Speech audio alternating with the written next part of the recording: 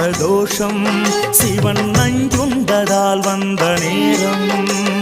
நாம் செய்த தீவினைகள் யாவும் அந்த பிறை சூடன் அருளாலே தீரும் தோஷங்கள் நீக்கும் பிரதோஷம்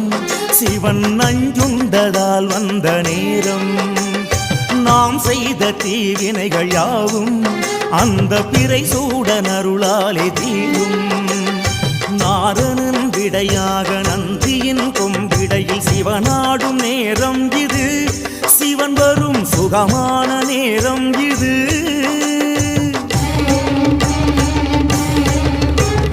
கருணாகரன் சுத்த சிவமானவன் கருணை பொழிகின்ற நேரம் இது